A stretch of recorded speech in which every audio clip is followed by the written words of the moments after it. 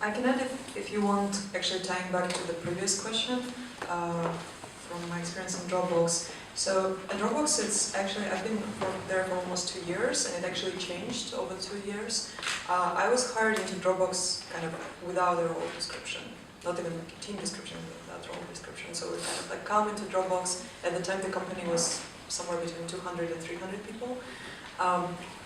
And that's pretty much, I think, at least for Dropbox, was true for the first maybe 5 years of the company existence. It did change in the last years, and it did change towards definitely more specialization.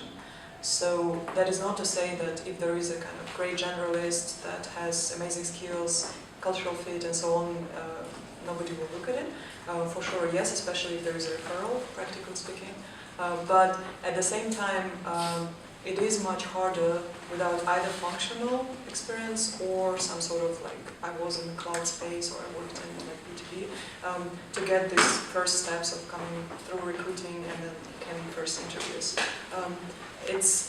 I'm personally very much as part of generalists. To me it's painful to see, but it is the truth at this stage. I don't know what will happen in a few years if the company gets even bigger. Maybe it goes back. And there is, again, kind of more intrapreneurship opportunities.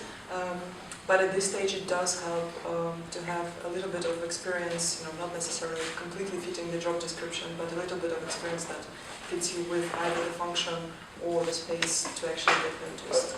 And again, practically speaking, if you know someone who can refer you, that helps at the first stage. Yeah, I'd echo that to some degree, and I think I have an interesting perspective, just because the two companies I've been at are really, really, maybe strong is the word, but passionate about their culture. So Netflix has their like 130-page culture deck that they're very, very passionate about. Airbnb is super, super, they really, really focus on culture and fitting in and sort of, being able to sit at the table and have that conversation to the extent that we have specific cultural interviews where you have to pass a certain number of those to get through. And so I think it's really important when you're sort of looking at your career and looking whether you're going to be a generalist or a specialist to sort of identify companies that you sort of align with culturally, to identify companies that are at a size that fits what you want to do. And even at some companies, there's the opportunity to do a generalist in certain divisions, in certain areas, in certain pieces of the business.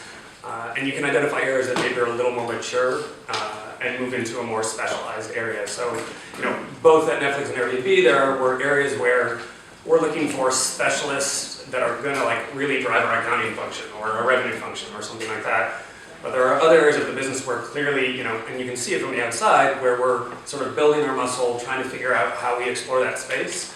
And so I'd encourage people to, we see a ton of resumes of amazing people who are coming through for roles that just like aren't a fit because they're applying to the wrong area of the business, or they're applying to a cultural section of the business that isn't the right fit. And so working to identify specifically companies of a size that are what sort of work you want to do if you want to be a generalist or a specialist, and really understanding that cultural fit. Because if you don't, you're sort of dead on arrival, in all honesty.